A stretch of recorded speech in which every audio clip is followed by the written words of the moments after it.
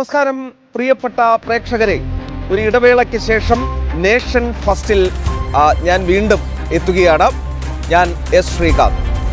അപ്പോൾ പ്രിയപ്പെട്ട പ്രേക്ഷകരെ, ധാരാളം വിഷയങ്ങൾ, ധാരാളം വാർത്തകൾ, ധാരാളം റിപ്പോർട്ടുകൾ ഇന്നും ദേശീയ തലത്തിൽ സംഭവിക്കാനുണ്ട്.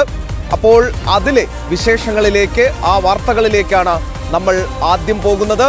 നേഷൻ ഫസ്റ്റിൻ്റെ മറ്റൊരു എപ്പിസോഡിലേക്ക് കൂടി പ്രിയപ്പെട്ട പ്രേക്ഷകർക്ക് സ്വാഗതം.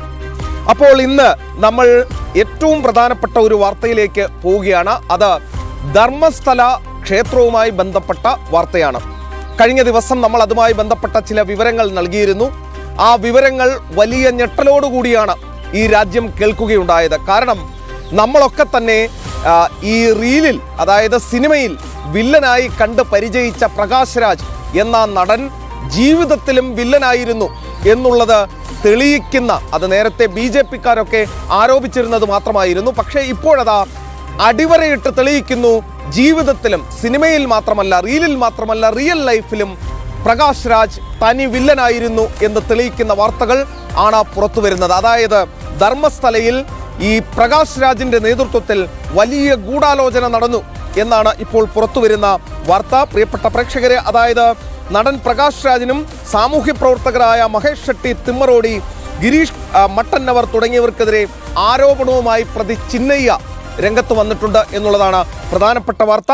വ്യാജ ആരോപണങ്ങൾ ഉന്നയിക്കാൻ ഈ പ്രകാശ് രാജ് തന്നെ നിർബന്ധിച്ചു എന്നാണ് ചിന്നയ്യ ഇപ്പോൾ കോടതിയിൽ പറഞ്ഞിരിക്കുന്നത്. ഈ SITക്ക് മുൻപാകെ അല്ല നിലവിൽ പറഞ്ഞിട്ടുള്ളത്, നേരെ മറിച്ച് കോടതിക്ക് മുൻപാകെയാണ് ചിന്നയ്യ ഇക്കാര്യം വെളിപ്പെടുത്തിയിട്ടുള്ളത് എന്നുള്ളതാണ് ആശ്ചര്യകരമായ കാര്യം. അതായത് പ്രകാശ് രാജും മഹേഷ് ഷെട്ടി, തിമ്മറോടി, ഗിരീഷ് മട്ടന്നവർ, യൂട്യൂബർ സമീർ എന്നിവർ ചേർന്ന് ധർമ്മസ്ഥല ക്ഷേത്രം ധർമാധികാരിക്കെതിരെ നടത്തിയ ഗൂഢാലോചനയുടെ ഫലമായിരുന്നു ബലാത്സംഗം ചെയ്ത് നൂറുകണക്കിന് സ്ത്രീകളെ ഈ ധർമ്മസ്ഥലയിലും പരിസര പ്രദേശങ്ങളിലും കുഴിച്ചിട്ടു എന്ന വാർത്ത എന്നാണ് ഇപ്പോൾ ഈ ചിന്നയ്യ കോടതി മുൻപാകെ സമർപ്പിച്ച അഫിഡവിറ്റിൽ ചൂണ്ടിക്കാണിക്കുന്നത്. മാത്രമല്ല, ഇവരുടെ നിർദ്ദേശപ്രകാരമായിരുന്നു തൻ്റെ ഓരോ നീക്കമെന്നും ഈ ഗൂഢാലോചന വിജയിക്കുകയാണെങ്കിൽ 50 ലക്ഷം രൂപ ഈ പ്രകാശ് രാജ് തനിക്ക് ഓഫർ ചെയ്തിരുന്നു എന്നും ഇപ്പോൾ ഇയാൾ പറയുകയാണ്, ഈ ചിന്നയ്യ പറയുകയാണ്. ഒന്ന് ആലോചിച്ചു നോക്കൂ, ഈ രാജ്യം ഞെട്ടലോടുകൂടി, ഇവിടുത്തെ ഹിന്ദു വിഭാഗങ്ങൾ വലിയ ആശങ്കയോടുകൂടി കാണേണ്ട വ്യക്തിയായി മാറുകയാണ് ഈ പ്രകാശ് രാജ് എന്ന് പറയുന്ന വ്യക്തി. ഇയാൾ ഇന്ന് ബംഗളൂരുവിൽ ഈ കോക്രോച്ച് ജനതാ പാർട്ടിയുടെ ഒരു പരിപാടിയിലും പങ്കെടുക്കുന്നുണ്ട്. ഈ രാജ്യത്തെ ഹിന്ദു വിഭാഗങ്ങൾക്കെതിരെ ഈ ധർമ്മസ്ഥലയിൽ ധാരാളം ഈ ക്ഷേത്രത്തിൻ്റെ പിന്നിൽ ചുറ്റിപ്പറ്റി ധാരാളം വ്യാജ കഥകൾ പ്രചരിപ്പിക്കാൻ ഈ പ്രകാശ് രാജ് ശ്രമിച്ചു എന്നുള്ള കാര്യം കൂടി ഇപ്പോൾ പുറത്തു വരുന്നു. അവിടുത്തെ ധർമാധികാരി അവിടെ ആശുപത്രികൾ, വിദ്യാഭ്യാസ സ്ഥാപനങ്ങളൊക്കെ തന്നെ നടത്തുക വഴി അവിടെ മതപരിവർത്തനത്തിന് ഈ മിഷണറിമാർക്ക് സാധിക്കുന്നില്ല എന്നുള്ളതാണ് ഏറ്റവും പ്രധാനപ്പെട്ട കാര്യം. ഈ പ്രകാശ് രാജ് ഇരുത്തം വന്ന ഇവാഞ്ചലിസ്റ്റാണ്, മത പരിവർത്തന ശൃംഖലയുടെ ഭാഗമാണ് എന്ന കാര്യം അടിവരയിട്ട് തെളിയുകയാണ്. അദ്ദേഹത്തിൻ്റെ മാതാവിൻ്റെ, അതായത് ഹിന്ദു മതത്തിനെതിരെയും മറ്റ് മതങ്ങൾക്കെതിരെയുമൊക്കെ അതിരൂക്ഷമായി പ്രതികരിക്കുന്ന ഈ പ്രകാശ് രാജ് സ്വന്തം മാതാവിനെ സെമിത്തേരിയിൽ അടക്കം ചെയ്ത് എല്ലാവിധ ക്രൈസ്തവ ആചാരത്തോടും കൂടിയാണ് ആ കർമ്മങ്ങൾ നിർവഹിച്ചത് എന്നുകൂടി നിങ്ങൾ മനസ്സിലാക്കണം. ഈ പ്രകാശ് രാജിനെ പോലെയുള്ള ആളുകളാണ് പ്രധാനമന്ത്രി നരേന്ദ്രമോദിക്കെതിരെയൊക്കെ രംഗത്ത് വന്നത്. ഇയാളുടെ നേതൃത്വത്തിലാണ് ഏറ്റവും പ്രശസ്തമായ ഒരു ക്ഷേത്രത്തിലെ ധർമാധികാരിക്കെതിരെ, അതും നൂറുകണക്കിന് സ്ത്രീകളെ ബലാത്സംഗം ചെയ്ത് കുഴിച്ചിട്ടു എന്ന ആരോപണം ഉന്നയിച്ചിരിക്കുന്നത് എന്ന് പറയുമ്പോൾ ഇയാളൊക്കെ ഈ രാജ്യത്ത് ഇത്രകാലം കാട്ടിക്കൂട്ടിയത് എന്തായിരിക്കും എന്ന് നമുക്ക് ഓർക്കാവുന്നതേ ഉള്ളൂ. ഒരു കാര്യം ഓർക്കണം, ഈ കേസ് നടക്കുന്നത് കോൺഗ്രസ് ഭരിക്കുന്ന കർണാടകയിലാണ്. SITക്ക് മുമ്പാകെയുമല്ല ചിന്നയ്യ ഇത് പറഞ്ഞത്, കോടതിക്ക് മുൻപാകെയാണ്, അതും അഫിഡവിറ്റായാണ് നൽകിയിട്ടുള്ളത്. ഈ പ്രകാശ് രാജിനെതിരെ അന്വേഷണത്തിന് കോടതി ഉത്തരവിടുകയും ചെയ്തിട്ടുണ്ട്. അപ്പോൾ പ്രകാശ് രാജ്, നിങ്ങൾ തുറന്നു കാട്ടപ്പെട്ടിരിക്കുന്നു. ഇനിയും നിങ്ങളുടെ ഈ മുഖം മൂടി അത് വെച്ചുകൊണ്ട് നിങ്ങൾ ഇനിയും ആളുകളെ പറ്റിക്കുന്നതിന് വേണ്ടിയുള്ള നിങ്ങളുടെ ശ്രമങ്ങൾ നടക്കും എന്ന് തോന്നുന്നില്ല. നിങ്ങളുടെ മുഖം മൂടി അഴിഞ്ഞു വീണിരിക്കുന്നു, നിങ്ങൾ തുറന്നു കാട്ടപ്പെട്ടിരിക്കുന്നു. നിങ്ങൾ ലക്ഷണമൊത്ത, അടിവരയിട്ട് പറയാം, നിങ്ങൾ ലക്ഷണമൊത്ത വിഘടനവാദിയും അതോടൊപ്പം തന്നെ ഈ രാജ്യത്തെ ഹിന്ദു സമൂഹത്തിനെതിരെ നിലനിൽക്കുന്ന അവർക്കെതിരെ പ്രവർത്തിക്കുന്ന വ്യക്തിയുമാണ് എന്ന് തെളിഞ്ഞിരിക്കുകയും ചെയ്യുന്നു മിസ്റ്റർ പ്രകാശ് രാജ്. ബാക്കി കോടതി തീരുമാനിക്കട്ടെ. അപ്പോൾ മറ്റൊരു വാർത്തയിലേക്ക് കൂടി പ്രിയപ്പെട്ട പ്രേക്ഷകരെ നമ്മൾ പോവുകയാണ് ഈ ഘട്ടത്തിൽ. അതായത് മൺസൂൺ സെഷൻ, പാർലമെന്റിന്റെ മൺസൂൺ സെഷൻ ആരംഭിക്കാൻ പോവുകയാണ്. അത് ജൂലൈ മാസത്തിൽ മൺസൂൺ സെഷൻ ഉണ്ടാകും എന്നുള്ളതാണ് ഇപ്പോൾ വ്യക്തമാക്കിയിരിക്കുന്നതും. ഈ മൺസൂൺ സെഷനിൽ ചരിത്രപരമായ ഒരു കാര്യം നടക്കാൻ പോകുന്നു എന്നുള്ളതാണ് നമുക്ക് മനസ്സിലാകുന്നത്. നമുക്കറിയാം, ഈ കഴിഞ്ഞ തവണ വനിതാ സംവരണ ബിൽ പാർലമെന്റ് മുൻപാകെ കൊണ്ടുവരികയും അത് അവതരിപ്പിക്കുകയും പരാജയപ്പെടുകയും ചെയ്തിരുന്നു. പ്രധാനമന്ത്രി നരേന്ദ്രമോദി ഈ രാജ്യത്തെ മുഴുവൻ സ്ത്രീകളെയും അമ്മമാരെയും അഭിസംബോധന ചെയ്ത് അതിൽ ഖേദം പ്രകടിപ്പിക്കുകയും ഈ പ്രതിപക്ഷം അവരോട് കാണിച്ച ചതി അത് തുറന്നു പറയുകയും ചെയ്തിരുന്നു. പക്ഷേ അന്ന് തന്നെ ഒരു കാര്യം ഇവിടുത്തെ മാധ്യമങ്ങൾ മുഴുവൻ റിപ്പോർട്ട് ചെയ്തതാണ്. കാരണം ഇത് പുലി പതുങ്ങുന്നത് അത് ഒളിക്കാനല്ല, കുതിക്കാനാണ് എന്നുള്ളത്. ഇപ്പോഴിതാ ഏറ്റവും പുതിയ വാർത്ത പുറത്തു വരുന്നു. ഈ മൺസൂൺ സെഷനിൽ വനിതാ സംവരണ ബിൽ വീണ്ടും കൊണ്ടുവരാൻ BJP തയ്യാറെടുക്കുന്നു എന്നുള്ളതാണ് ഏറ്റവും പുതിയ വാർത്ത. അതിൻ്റെ വിശദാംശങ്ങൾ ഇങ്ങനെയാണ്. നിലവിൽ 293 എംപിമാരാണ് BJPക്ക് പാർലമെന്റിൽ ഉള്ളത്, അതായത് ലോക്സഭയിൽ ഉള്ളത്. തൃണമൂലിന്റെ 20 വിമത MLA-മാർ BJP പാളയത്തിലേക്ക്, അതായത് NDA പക്ഷത്തേക്ക് ചായാൻ തീരുമാനിച്ചിരിക്കുന്നു. അവർ സെപ്പറേറ്റ് ബ്ലോക്കായി ലോക്സഭയിൽ ഇരിക്കാനും അവരുടെ തീരുമാനം വന്നു കഴിഞ്ഞു. അപ്പോൾ ആ 20 കൂടി കൂട്ടിച്ചേർക്കപ്പെടുമ്പോൾ അംഗസംഖ്യ 313 എന്ന നിലയിലേക്ക് ഉയരുകയും ചെയ്യും. ഉദ്ധവ് വിഭാഗത്തിൽ നിന്നും 6 പേർ കൂടി NDAയിലേക്ക് വരാൻ പോകുന്നു എന്നുള്ളതാണ് ഇപ്പോൾ കേൾക്കുന്ന മറ്റൊരു വാർത്ത. അതായത് മഹാരാഷ്ട്രയിൽ ശിവസേന ഉദ്ധവ് താക്കറെ വിഭാഗത്തിൻ്റെ 9 എംപിമാരിൽ 6 പേർ ഷിൻഡെ വിഭാഗത്തിൽ ജോയിൻ ചെയ്ത് അവർ കൂടി NDAയുടെ ഭാഗമാകാൻ പോകുന്നു. ഓപ്പറേഷൻ ടൈഗർ ഇപ്പോൾ മഹാരാഷ്ട്രയിൽ മുന്നോട്ട് പോയിക്കൊണ്ടിരിക്കുന്നു എന്ന വാർത്ത കൂടി ഇപ്പോൾ പുറത്തു വരുന്നുണ്ട്. അങ്ങനെയെങ്കിൽ അംഗസംഖ്യ 319 ഉയരുകയും ചെയ്യും. സ്വതന്ത്രരും ചെറു പാർട്ടികളും ഉൾപ്പെടെ 10 എംപിമാരുടെ പിന്തുണ കൂടി BJP ഇപ്പോൾ ഉറപ്പിച്ചിട്ടുണ്ട് എന്നുള്ളതാണ് നമുക്ക് കിട്ടുന്ന വിവരം. ഇന്ത്യ സഖ്യത്തിൽ, അതായത് ഈ ഇന്ത്യ മുന്നണിയിൽ ഉണ്ടായിരുന്ന തമിഴ്നാട്ടിൽ നിന്നുള്ള DMK അവർക്ക് കോൺഗ്രസിന്റെ ഭാഗത്തു നിന്നും പിന്നിൽ നിന്നുള്ള കുത്തേറ്റിരുന്നു. ഇപ്പോൾ അവർ കൂടി ഈ BJP സഖ്യത്തിനൊപ്പം NDAയ്ക്കൊപ്പം നിന്ന് ഈ മൺസൂൺ സെഷനിൽ അത് വനിതാ സംവരണ ബിൽ പാസ്സാക്കുന്നതിന് വേണ്ടി അവരുടെ ഭാഗത്തു നിന്നും നീക്കമുണ്ടാകും എന്നുള്ളതാണ് പുറത്തു വരുന്ന വിവരം. അതായത് BJP കൃത്യമായ രീതിയിൽ കണക്കുകൂട്ടലുകളോടുകൂടി കഴിഞ്ഞ തവണ പരാജയപ്പെട്ടു പോയ, കഴിഞ്ഞ തവണ ഇവിടുത്തെ വനിതകൾ, സ്ത്രീകൾ അവർക്ക് നൽകിയ ഉറപ്പ് പാലിക്കുന്നതിന് വേണ്ടി മൺസൂൺ സെഷനിലേക്ക് വരികയാണ്. പറഞ്ഞത് അമിത്ഷായാണെങ്കിൽ ഇത് പാസ്സാക്കിയിരിക്കുമെന്ന് പറഞ്ഞത് സഖാൾ നരേന്ദ്രമോദിയാണെങ്കിൽ ഈ മൺസൂൺ സെഷനിൽ അത്ഭുതങ്ങൾ സംഭവിക്കും എന്നുള്ളതാണ് നമുക്ക് പ്രതീക്ഷിക്കാവുന്നതും. അതിൻ്റെ കൃത്യമായ വാർത്തകൾ, ഫോളോ അപ്പുകൾ തുടർച്ചയായി ഡൽഹിയിൽ നടന്നുകൊണ്ടിരിക്കുകയാണ്. അപ്പോൾ അതിൻ്റെ വിശേഷങ്ങൾ പ്രിയപ്പെട്ട പ്രേക്ഷകരിലേക്ക് വരും മണിക്കൂറുകളിലും നമ്മൾ എത്തിക്കുന്നതായിരിക്കും. മറ്റൊരു വാർത്തയിലേക്ക് കൂടി പോവുകയാണ്. അത് തൃണമൂൽ കോൺഗ്രസുമായി ബന്ധപ്പെട്ട വാർത്തയാണ്. പ്രിയപ്പെട്ട പ്രേക്ഷകരെ, നിങ്ങൾക്കറിയാവുന്ന കാര്യമാണ്, ഈ അമ്മായിയും അനന്തരവനും ചേർന്ന് തൃണമൂൽ കോൺഗ്രസിൻ്റെ നേതൃത്വത്തിൽ ഭരണം നടത്തി ബംഗാളിനെ ഏത് രീതിയിലാണ് ചവിട്ടി മെതിച്ചുകൊണ്ട് മുന്നോട്ട് പോയതെന്ന് നിങ്ങൾക്കറിയാം. കഴിഞ്ഞ 15 വർഷം കൊണ്ട് 361 BJP പ്രവർത്തകരാണ് ബംഗാളിൽ കൊല ചെയ്യപ്പെട്ടത്. CPIM-ന്റെ നേതാക്കൾ, CPIM-ന്റെ പ്രവർത്തകരൊക്കെ തന്നെ ബംഗാൾ വിട്ടോടി കേരളത്തിൽ വിവിധ സ്ഥലങ്ങളിൽ തൊഴിലാളികളായി അഭയം പ്രാപിക്കുന്നതും നമ്മൾ കണ്ടു. ഈ തെരഞ്ഞെടുപ്പിൽ BJP വിജയിച്ചതിന് പിന്നാലെ സമാനതകളില്ലാത്ത തിരിച്ചടി, തകർച്ച മമതാ ബാനർജിയും അഭിഷേക് ബാനർജിയും തൃണമൂൽ കോൺഗ്രസും നേരിടുന്നു എന്നുള്ളതാണ് ഏറ്റവും പ്രധാനപ്പെട്ട കാര്യം. ഇന്നലെ വരുന്ന ഏറ്റവും ലേറ്റസ്റ്റ് റിപ്പോർട്ടുകൾ പ്രകാരം ഇന്ന് നമുക്ക് സ്ഥിരീകരിക്കാൻ കഴിയുന്ന വിവരം, പാർട്ടിയിൽ നിന്നും, തൃണമൂൽ കോൺഗ്രസിൽ നിന്നും കൂടുതൽ പേർ രാജിവെച്ചിരിക്കുന്നു എന്നുള്ളതാണ്. മമതാ ബാനർജിയുടെ സന്തത സഹചാരിയായിരുന്ന, 2004 തന്നെ അവർക്കൊപ്പം അടിയുറച്ച് നിന്നിരുന്ന, അവരുമായി ആ സമയത്ത് ചെറിയ പൊട്ടലും ചിറ്റലുമൊക്കെ ഉണ്ടായിരുന്നെങ്കിലും പിന്നീട് മമതയ്ക്കൊപ്പം തന്നെ നിന്നിരുന്ന, മമതയുടെ എല്ലാമായ വ്യക്തി MP സുദീപ് ബന്ദോപാധ്യായ ആ പാർട്ടി വിട്ടിരിക്കുന്നു എന്നുള്ളതാണ്.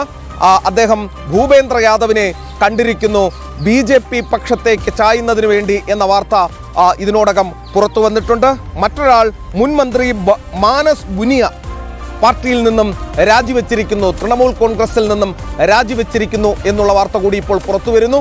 അദ്ദേഹം മുതിർന്ന മന്ത്രിയായിരുന്ന വ്യക്തിയാണ് എന്നുള്ള കാര്യം കൂടി ഓർക്കേണ്ടതുണ്ട്. അങ്ങനെ ഈ പ്രധാനപ്പെട്ട 2 പേർ കൂടി രാജിവെച്ചതോടെ തൃണമൂൽ കോൺഗ്രസിൽ നിന്നും കൊഴിഞ്ഞുപോക്ക് ഏതാണ്ട് 100 അടുക്കുന്നു പ്രധാനപ്പെട്ട നേതാക്കൾ എന്നുള്ളതാണ് പുറത്തു വരുന്ന വിവരം. അതേസമയം തൃണമൂൽ കോൺഗ്രസ് അപകടം മണക്കുന്നുണ്ട്. കൂടെ നിൽക്കുന്ന ഒരാളെ പോലും വിശ്വസിക്കാൻ കഴിയാത്ത സാഹചര്യത്തിൽ പുനഃസംഘടനയ്ക്ക് പാർട്ടിയെ വിധേയമാക്കിയിരിക്കുന്നു ഇപ്പോൾ മമതാ ബാനർജി എന്നുള്ളതാണ്. അതായത് വിശ്വസ്തനായ നേതാവ് കുനാൽ ഘോഷിനെ നോർത്ത് കൊൽക്കത്ത സംഘടനാ ജില്ലയുടെ പ്രസിഡന്റായി ഇപ്പോൾ നിയമിച്ചുകൊണ്ട് മമതാ ബാനർജി ഉത്തരവിറക്കിയിരിക്കുന്നു. സുദീപ് ബന്ദോപാധ്യായെ ആ പദവിയിൽ ഉണ്ടായിരുന്ന വ്യക്തിയാണ്, അദ്ദേഹത്തെ നീക്കം ചെയ്തിരിക്കുന്നു എന്നുള്ളതാണ് മറ്റൊരു പ്രധാനപ്പെട്ട കാര്യം. മുതിർന്ന നേതാക്കളായ സൗഗത റോയ്, ജ്യോതിപ്രിയ മല്ലിക് എന്നിവരെ പാർട്ടിയുടെ ദേശീയ പ്രവർത്തക സമിതിയിൽ ഉൾപ്പെടുത്തുകയും ചെയ്തിരിക്കുന്നു മമതാ ബാനർജി. അതോടൊപ്പം മഹിളാ തൃണമൂലിന്റെ ചുമതല ആലിഫ അഹമ്മദിന് നൽകിയിരിക്കുന്നു. ന്യൂനപക്ഷ സെല്ലിന്റെ പ്രസിഡന്റായി മൊഷഫ് ഹൊസൈനിയെ നിയമിച്ചിരിക്കുന്നു മമതാ ബാനർജി. യുവജന വിഭാഗത്തിലും മാറ്റം വരുത്തിയിട്ടുണ്ട്. അർണബ് ബാനർജിയെ യുവ തൃണമൂൽ കോൺഗ്രസിന്റെ സംസ്ഥാന അധ്യക്ഷനായി നിയമിച്ചിരിക്കുകയാണ്. ഒഴിവാക്കിയത് സയോണി ഘോഷിനെയാണ്. നിങ്ങൾക്കറിയാം, സയോണി ഘോഷ് വിഷഞ്ചിറ്റുന്ന പ്രസ്താവനകളുമായി ഈ രാജ്യത്തിനെതിരെ, ഹിന്ദു വിഭാഗത്തിനെതിരെ രംഗത്ത് വന്ന വ്യക്തിയാണ് ഈ സയോണി ഘോഷ് എന്ന് പറയുന്ന വ്യക്തി. സയോണി ഘോഷ് കൂടി ഈ വിമത എംപിമാർക്കൊപ്പം നീങ്ങുന്നു എന്ന തിരിച്ചറിവിന്റെ അടിസ്ഥാനത്തിലാണ് അവരെ മമതാ ബാനർജി ഒഴിവാക്കിയത്. ഈ സയോണി ഘോഷിനെ കുറിച്ച് ഒരു കാര്യം കൂടി പറയേണ്ടതുണ്ട്. ശിവലിംഗത്തിന് മുകളിൽ കോണ്ടമിട്ടതിന് ശേഷം ആ ചിത്രം സോഷ്യൽ മീഡിയയിൽ പോസ്റ്റ് ചെയ്ത് ആനന്ദം കണ്ടെത്തിയ വ്യക്തിയാണ് ഈ സയോണി ഘോഷ് എന്ന് പറയുന്ന വ്യക്തി. താൽക്കാലിക രാഷ്ട്രീയ നേട്ടത്തിന് വേണ്ടി ഇവരെ NDA പാളയത്തിലേക്ക് എത്തിക്കും മുമ്പ് ഒരു പക്ഷേ BJPയുടെയും NDAയുടെയും ഒക്കെ മുതിർന്ന നേതാക്കൾ ഇവരുടെ ഈ ചെയ്തികൾ കൂടി പരിഗണിക്കും എന്നുകൂടി നമുക്ക് പ്രത്യാശിക്കുകയും ചെയ്യാം. എന്തായാലും തൃണമൂലിന്റെ ഇന്നത്തെ അവസ്ഥയിൽ പരിതപിക്കാൻ മാത്രമേ കഴിയുകയുള്ളൂ. സ്വയം കൃതാനർത്ഥം എന്ന് മാത്രമേ ഇതിനെ വിശേഷിപ്പിക്കാനും സാധിക്കൂ. മറ്റൊരു വാർത്തയിലേക്ക് കൂടി പോവുകയാണ് പ്രിയപ്പെട്ട പ്രേക്ഷകരെ. അത് തെലങ്കാനയിൽ നിന്ന് വരുന്ന വാർത്തയാണ്. നമുക്കറിയാം, കോൺഗ്രസ് അധികാരത്തിലിരിക്കുന്ന ചുരുക്കം ചില സംസ്ഥാനങ്ങളിൽ, ആ സംസ്ഥാനങ്ങളിൽ ഏറ്റവും കൂടുതൽ സംസ്ഥാനങ്ങൾ വരുന്നത് ദക്ഷിണേന്ത്യയിലാണ്. തെലങ്കാനയിലും കർണാടകയിലും കേരളത്തിലും. അതിൽ തെലങ്കാനയിലെ അവരുടെ ബ്ലൂ ഐഡ് ബോയ് എന്ന് നേരത്തെ അവർ വിശേഷിപ്പിച്ചിരുന്ന രേവന്ത് റെഡ്ഡിക്കെതിരെ പടയൊരുക്കം തുടങ്ങിയിരിക്കുന്നു കോൺഗ്രസിനുള്ളിൽ എന്നുള്ളതാണ് പുറത്തുവരുന്ന ഏറ്റവും പ്രധാനപ്പെട്ട വിവരം. ഈ രേവന്ത് റെഡ്ഡിയെ മുഖ്യമന്ത്രി സ്ഥാനത്തു നിന്നും മാറ്റി ഹൈക്കമാൻഡിന് താല്പര്യമുള്ള മറ്റൊരു വ്യക്തിയെ, കോംതി റെഡ്ഡിയെ കൊണ്ടുവരാനുള്ള നീക്കം നടക്കുന്നു എന്നുള്ളതാണ് അവിടെ നിന്നും കിട്ടുന്ന വിവരം. കാരണങ്ങൾ പലതാണ്. അതായത് ഈ രേവന്ത് റെഡ്ഡി കോൺഗ്രസിന്റെ ഹൈക്കമാൻഡിന് വഴങ്ങാത്ത, സ്വന്തം നിലയിൽ കാര്യങ്ങൾ തീരുമാനിക്കുന്ന, സ്വന്തം നിലയിൽ മുന്നോട്ട് പോകുന്ന വ്യക്തിയാണ് എന്ന തരത്തിൽ ആരോപണങ്ങൾ ഉയരുന്നുണ്ട്. അത് മാത്രമല്ല, അദ്ദേഹത്തിൻ്റെതായ ഒരു ഗ്രൂപ്പ് പാർട്ടിക്കുള്ളിൽ സൃഷ്ടിക്കുന്നു എന്നുള്ളതാണ് ഈ കോംതി റെഡ്ഡിയും മറ്റ് വിഭാഗങ്ങളും, കോൺഗ്രസിലെ മറ്റു വിഭാഗങ്ങളും ഉന്നയിക്കുന്ന ആരോപണം. മൂന്നാമത്തേത്, നിങ്ങൾക്കറിയാം, മധ്യപ്രദേശിൽ മീനാക്ഷി നടരാജന്റെ രാജ്യസഭാ നോമിനേഷൻ തള്ളിയതുമായി ബന്ധപ്പെട്ട് KC വേണുഗോപാലും രാഹുൽ ഗാന്ധിയും ഒക്കെ ആരോപിച്ച ഒരു കാര്യമുണ്ട്. അതായത് BJP ഈ നേരത്തെ വോട്ട് ചോരിയായിരുന്നു, ഇപ്പോൾ സീറ്റ് ചോരി നടത്തുന്നു എന്നുള്ളതാണ്. പക്ഷേ പ്രിയപ്പെട്ട പ്രേക്ഷകരെ, ഒരു കാര്യം ഉറപ്പിച്ച് പറയേണ്ടത്, മീനാക്ഷി നടരാജന്റെ ഈ നോമിനേഷൻ തള്ളുന്നതുമായി ബന്ധപ്പെട്ട് അവർക്കെതിരെ തെലങ്കാനയിൽ കേസുണ്ട് എന്ന വിവരം ചോർന്നത് കോൺഗ്രസിനുള്ളിൽ നിന്ന് തന്നെയാണ്. മീനാക്ഷി നടരാജനെ തോൽപ്പിക്കാൻ കോൺഗ്രസിന്റെ തെലങ്കാനയിലെ നേതാക്കൾ വിവരം ചോർത്തി BJPയിലെ പല ആളുകൾക്കും നൽകിയിട്ടുണ്ട്, മധ്യപ്രദേശിലെ പല ആളുകൾക്കും നൽകി എന്നുള്ളതാണ് പുറത്തുവരുന്ന വിവരം. കോൺഗ്രസിനുള്ളിൽ മീനാക്ഷി നടരാജനോട് താല്പര്യമില്ലാത്ത രേവന്ത് റെഡ്ഡി വിഭാഗമാണ് ഇത് ചെയ്തത് എന്നാണ് കോൺഗ്രസിൽ ആരോപണം ഉയരുന്നത്. അതായത് മീനാക്ഷി നടരാജനെ തോൽപ്പിക്കാൻ രേവന്ത് റെഡ്ഡി ഇറങ്ങിക്കളിച്ചു, വിവരം ചോർത്ത് BJPക്ക് നൽകി. കേസിന്റെ കാര്യം തെലങ്കാനയിലാണ് ആ കേസുണ്ടായിരുന്നത്, നൽകി എന്നുള്ളതാണ് ഇപ്പോൾ ആരോപണം വന്നിട്ടുള്ളത്. ഗുരുതരമായ ആരോപണമാണ്. ഈ മീനാക്ഷി നടരാജന്റെ ആ കേസുമായി ബന്ധപ്പെട്ട വിവരങ്ങൾ ചൂണ്ടിക്കാട്ടി അവരുടെ നോമിനേഷൻ BJP തള്ളിച്ചപ്പോൾ KC വേണുഗോപാലും രാഹുൽ ഗാന്ധിയും ഒക്കെ പറഞ്ഞത് ഈ സീറ്റ് ചോരിയാണ് നടക്കുന്നത് എന്നാണ്. പ്രിയപ്പെട്ട KC, നിങ്ങളോടും രാഹുൽ ഗാന്ധിയോടും ഒന്നേ പറയാനുള്ളൂ, ചോർന്നത് നിങ്ങളുടെ പാർട്ടിയിൽ നിന്ന് തന്നെയാണ്. മീനാക്ഷി നടരാജനെതിരെ പരാതി നൽകിയ പരാതിക്കാരി തന്നെ അടിവരയിട്ട് പറയുന്നു, ഒരു മുതിർന്ന കോൺഗ്രസ് നേതാവിൻ്റെ പേഴ്സണൽ അസിസ്റ്റന്റ് തന്നെ സമീപിച്ച് കേസുമായി ബന്ധപ്പെട്ട വിവരങ്ങൾ വിശദാംശങ്ങൾ തേടി എന്നുള്ളത്. ആ വിവരങ്ങളാണ് BJPക്ക് കിട്ടിയത്. കൈലാഷ് വിജയ് വർഗീയയ്ക്ക്, BJPയുടെ നേതാവിന്, BJPയുടെ മധ്യപ്രദേശിലെ മന്ത്രിക്ക് കിട്ടിയത് എന്ന കാര്യം കൂടി അവർ പറയുന്നു. അതായത് കള്ളൻ കപ്പലിൽ തന്നെയാണ് എന്ന വിഷയം പുറത്തു വരുന്നു. രേവന്ത് റെഡ്ഡിയെ വരിഞ്ഞു മുറുക്കുകയാണ് കോൺഗ്രസിനുള്ളിൽ. ഈ കുടുംബാധിപത്യം അല്ലാതെ പൊട്ടൻഷ്യലുള്ള നേതാക്കൾക്ക് ഒരവസരവും കിട്ടില്ല എന്ന് തെളിയിച്ചുകൊണ്ടേയിരിക്കുന്നു കോൺഗ്രസ്. രേവന്ത് റെഡ്ഡി എന്നാണ് കോൺഗ്രസിൽ നിന്നും പുറത്തേക്ക് പോവുക, മുഖ്യമന്ത്രി സ്ഥാനം അദ്ദേഹത്തെ നഷ്ടപ്പെടുക എന്നുള്ളത് മാത്രമാണ് ഇനി അറിയാനുള്ളത്. പ്രിയപ്പെട്ട പ്രേക്ഷകരെ, അവസാനത്തെ വാർത്ത അതിലേക്ക് പോവുകയാണ്. ഇപ്പോൾ സമയം 8 മണി കഴിഞ്ഞ് 17 മിനിറ്റ് ആയിട്ടുണ്ട്. നിങ്ങൾക്കറിയാം, തമിഴ്നാട്ടിൽ സോഷ്യൽ മീഡിയയും ഉപയോഗിച്ച് തന്ത്രപരമായി ഉപയോഗിച്ച് അധികാരത്തിൽ വന്ന മുഖ്യമന്ത്രിയാണ് ശ്രീ ജോസഫ് വിജയ്. ഈ ജോസഫ് വിജയ്ക്ക് ഇപ്പോൾ ചെറിയൊരു പ്രശ്നം കുറച്ച് ദിവസമായി തുടങ്ങിയിട്ടുണ്ട്. അതായത് മാധ്യമങ്ങളോട് അദ്ദേഹത്തിന് ഒരു ചെറിയ പ്രശ്നം, നമ്മുടെ മുഖ്യമന്ത്രിയായിരുന്ന പിണറായി വിജയന് സമാനമായ പ്രശ്നം ഉണ്ടായിരുന്നു. ഇപ്പോൾ മാധ്യമങ്ങളെയും സോഷ്യൽ മീഡിയയും ഉപയോഗിച്ച് അധികാരത്തിൽ വന്ന ജോസഫ് വിജയ്ക്ക് തന്നെ എതിർക്കുന്ന പ്രസ്ഥാനങ്ങളോട്, തന്നെ എതിർക്കുന്ന ചാനലുകളോട് അദ്ദേഹത്തിന് അസഹിഷ്ണുതയാണ്. അവിടെ ജനം TV ഈ ജോസഫ് വിജയെ സോഷ്യൽ മീഡിയയും സകലമാന മാധ്യമങ്ങളും പാടിപ്പുകഴ്ത്തുമ്പോൾ ജനം TV തമിഴിൽ ഈ ജോസഫ് വിജയെ അതിശക്തമായി എതിർക്കുകയാണ്. അതിൻ്റെ അടിസ്ഥാനത്തിൽ അയാളുടെ വീഴ്ചകളടക്കം അക്കമിട്ട് നിരത്തിക്കൊണ്ട് പറയുകയാണ്. ആ വൈരാഗ്യത്തിൻ്റെ പുറത്ത് ജനം TVയുടെ ചാനൽ സർക്കാർ കേബിൾ നെറ്റ്വർക്കിൽ നിന്നും ആ ചാനൽ എടുത്ത് കളഞ്ഞു എന്നുള്ള വാർത്ത നിങ്ങൾ അറിഞ്ഞിട്ടുണ്ടാകും. പോളിമർ ന്യൂസിനെയും ന്യൂസ് തമിഴ് 24/7നെയും ഇതേപോലെ തന്നെ ഈ വിജയ് ഒഴിവാക്കുകയും ചെയ്തിട്ടുണ്ട്. അദ്ദേഹത്തിൻ്റെ മാധ്യമ അസഹിഷ്ണുതയ്ക്കെതിരെ പ്രതിപക്ഷ നിരയിലെ ഈ മാധ്യമങ്ങൾ ഭരിക്കുന്ന ആളുകളുടെ പരിലാളന കൊണ്ട് വളർന്നവരൊന്നുമല്ല. അപ്പോൾ അത് ജോസഫ് വിജയ് ആലോചിച്ചാൽ മതിയാകും. അദ്ദേഹത്തിൻ്റെ ഈ നടപടിക്കെതിരെ ദേശീയ തലത്തിൽ പ്രതിഷേധങ്ങൾ ഉണ്ടാവുകയാണ്. ആ പ്രതിഷേധങ്ങളുമായി ബന്ധപ്പെട്ട ഒരു വാർത്തയിലേക്കാണ് നമ്മൾ ഇനി പോകുന്നത്. അതോടുകൂടി നമ്മുടെ ഇന്നത്തെ ഈ സെഗ്മെന്റ് നേഷൻ ഫസ്റ്റ് അവസാനിക്കും. നാളെ നമുക്ക് വീണ്ടും കാണാം. ആ ഒരു വാർത്തയിലേക്ക് പോയി വളരെ വേഗം തിരിച്ചു വരാം. തമിഴ്നാട്ടിൽ വിജയ് നേതൃത്വം നൽകുന്ന സർക്കാർ മാധ്യമങ്ങളുടെ ഭാഗത്തു നിന്നും ഉയരുന്ന വിമർശനങ്ങളെ ഭയക്കുകയാണ്. സർക്കാരിനെതിരെ വാർത്ത നൽകുന്ന മാധ്യമ സ്ഥാപനങ്ങൾക്കെതിരെയും കർശന നടപടി സ്വീകരിക്കുന്ന സമീപനമാണ് TVK സർക്കാർ സ്വീകരിക്കുന്നത്. അതുകൊണ്ടാണ് ജനം തമിഴ് ചാനലും പോളിമർ ന്യൂസും ന്യൂസ് തമിഴ് 24/7 അടക്കമുള്ള മാധ്യമങ്ങൾക്കെതിരെ വിജയ് സർക്കാർ സ്വീകരിക്കുന്ന നടപടി. ഈ നടപടി TVK സർക്കാരിന്റെ ഭയമാണ് പ്രകടമാക്കുന്നത്. തമിഴ്നാട്ടിൽ നിയമസഭാ തെരഞ്ഞെടുപ്പിൽ സനാതനധർമ്മ വിരോധികളായ DMKയെ പരാജയപ്പെടുത്തിയാണ് വിജയ് നയിക്കുന്ന TVK അധികാരം പിടിച്ചത്. TVK അധികാരത്തിൽ വന്നതിന് പിന്നാലെ മാധ്യമവേട്ടയാണ് സംസ്ഥാനത്ത് നടക്കുന്നത്. സർക്കാരിനെ വിമർശിക്കുന്ന മാധ്യമങ്ങളെ സർക്കാർ നിയന്ത്രണത്തിലുള്ള കേബിൾ TV നെറ്റ്വർക്കിൽ നിന്ന് നീക്കം ചെയ്യുന്ന നടപടിയാണ് സർക്കാരിന്റെ ഭാഗത്തു നിന്നുമുണ്ടായത്. വിമർശനങ്ങളെ ഭയക്കുന്ന സർക്കാർ ഇരുട്ടുകൊണ്ട് ഓട്ടയടയ്ക്കുന്ന സമീപനമാണ് ഇക്കാര്യത്തിൽ സ്വീകരിച്ചത്. തമിഴ് സിനിമകളിലെ സൂപ്പർ താരം കേവലം വിമർശനങ്ങൾക്ക് മുന്നിൽ പിടിച്ചു നിൽക്കാൻ പോലും കഴിയാതെ പേടിച്ച് ഒളിച്ചോടുകയാണ്. വിജയ് എന്ന മുഖ്യമന്ത്രി ഇക്കാര്യത്തിൽ കൂടുതൽ ജാഗ്രത പാലിക്കണം.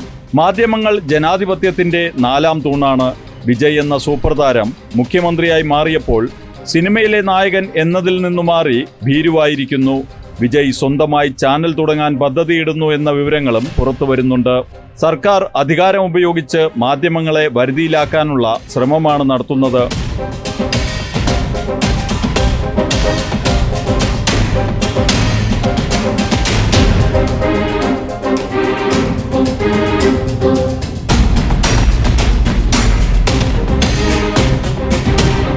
വിജയുടെ മാധ്യമങ്ങൾക്കെതിരായ നടപടിക്കെതിരെ രൂക്ഷ വിമർശനമാണ് ഉയരുന്നത്.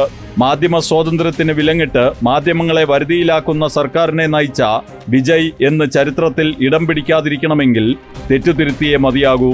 ദേശീയതയുടെ ശബ്ദമായി തമിഴ് മക്കളുടെ മനസ്സിൽ ഇടം നേടിയ തമിഴ് ജനം വിജയ് ഭരണത്തിലെ തെറ്റുകൾ ഇനിയും ചൂണ്ടിക്കാട്ടും. വിജയ് സർക്കാർ നടപടിയെ രൂക്ഷമായ ഭാഷയിലാണ് വിശ്വ ഹിന്ദു പരിഷത്ത് വക്താവ് വിനോദ് ബെൻസൽ വിമർശിച്ചത്. तमिलनाडु की नई सरकार आने के बाद में ऐसा लग रहा था कि विजय एक युवा और एक चर्चित चेहरा है. देश की जो परंपरागत राजनीति से हटके कुछ नया काम करेंगे, तमिलनाडु के सम्मान और तमिलनाडु के विकास में वो सहयोगी बनेंगे. लेकिन जिस प्रकार से आते के साथ ही पहले तो हिंदू पर प्रहार सदन में हुआ और वो मौन रहे. वहाँ के जो सनातन द्रोही जो राजनीतिक दल थे, जो सनातन को समाप्त करने का संकल्प ले रखे थे, पहले भी उन्होंने कई बार बयान दिए. सदन में वो बयान दे करके चुप हो जाते हैं और मुख्यमंत्री खामोश हो जाते हैं. बेहद चिंताजनक बात है. लेकिन अब उसके बाद दूसरा आघात, देश के तीसरे स्तंभ, लोकतंत्र के तीसरे स्तंभ प्रेस पर उन्होंने जिस तरह से किया है, और जन्म टीवी जैसे एक प्रखर राष्ट्रवादी और जो इंडिपेंडेंट रिपोर्टिंग करने वाले चैनल के ऊपर जिस तरह से आघात किया गया, निस्संदेह ये प्रेस की स्वतंत्रता पर एक बहुत बड़ा कुठाराघात है. മാധ്യമ സ്വാതന്ത്ര്യത്തെക്കുറിച്ച് വാചാലരാകുന്ന പലരും വിജയ് സർക്കാർ സ്വീകരിച്ച നടപടിയെ വിമർശിക്കാൻ തയ്യാറായില്ല എന്നത് ഇതുമായി ചേർത്ത് വയ്ക്കണം. പലരും പുലർത്തുന്ന ഇരട്ടത്താപ്പ് ഇത്തരം സന്ദർഭങ്ങളിലാണ് പുറത്തുവരുന്നത്. എന്തായാലും ജനം ഉയർത്തിപ്പിടിക്കുന്ന ദേശീയതയുടെ ശബ്ദം വിജയ് എന്ന മുഖ്യമന്ത്രിയെ ഭയപ്പെടുത്തുകയാണ്. ഭയമാണ് മുഖ്യമന്ത്രി വിജയ് സ്വീകരിക്കുന്ന നടപടികളിൽ നിന്നും പുറത്തുവരുന്നത്. ജനം, ഡൽഹി. ഇന്നത്തെ നേഷൻ ഫസ്റ്റ് എല്ലാ പ്രിയപ്പെട്ട പ്രേക്ഷകർക്കും ഇഷ്ടപ്പെട്ടു എന്നാണ് കരുതുന്നത്. വാർത്തകൾ, വിശേഷങ്ങളൊക്കെയായി ദേശീയ തലത്തിൽ ഡൽഹിയിൽ നിന്നും നമ്മൾ വീണ്ടും പ്രിയപ്പെട്ട പ്രേക്ഷകർക്കൊപ്പം ചേരും. ചില ആളുകൾ ചോദിച്ചിരുന്നു കഴിഞ്ഞ കുറച്ച് ദിവസങ്ങളായി എവിടെയായിരുന്നു എന്ന്. ഒരു ചെറിയ കല്യാണം കഴിക്കുന്നതിന് വേണ്ടി പോയതാണ്. അതിനുശേഷം പ്രിയപ്പെട്ട പ്രേക്ഷകർക്കൊപ്പം ഇന്നു മുതൽ ഞാനുണ്ടാകും. തുടർന്നുള്ള എല്ലാ ദിവസങ്ങളിലും ഡൽഹിയിൽ നിന്നും നോർത്ത് ഇന്ത്യയിലെ ദേശീയ തലത്തിൽ നടക്കുന്ന മുഴുവൻ വാർത്തകളും വിശേഷങ്ങളുമായി ജനം ടി വി നേഷൻ ഫസ്റ്റിലൂടെ നിങ്ങൾക്ക് മുന്നിലേക്ക് എത്തും. അപ്പോൾ രാവിലെ 8 മണിക്ക് മറ്റെങ്ങും പോകരുത്. ജനം ടി വിക്കൊപ്പം ഉണ്ടാവുക, നേഷൻ ഫസ്റ്റ് കാണുക. കൃത്യമായ ദേശീയ രാഷ്ട്രീയ വാർത്തകളൊക്കെ തന്നെ മനസ്സിലാക്കാൻ തുടരുക. അപ്പോൾ ഒരു ഇടവേളയിലേക്ക് പോവുകയാണ്. ഇടവേളയ്ക്ക് ശേഷം ന്യൂസ് ഡെസ്കിൽ നിന്നും നമ്മുടെ പ്രിയപ്പെട്ട ആങ്കർമാർ വിനോദും അതോടൊപ്പം തന്നെ രാഖിയും ചേരും. അപ്പോൾ ഇടവേള. നേഷൻ ഫസ്റ്റിൽ വീണ്ടും കാണാം. പ്രിയപ്പെട്ട പ്രേക്ഷകരെ, ബൈ.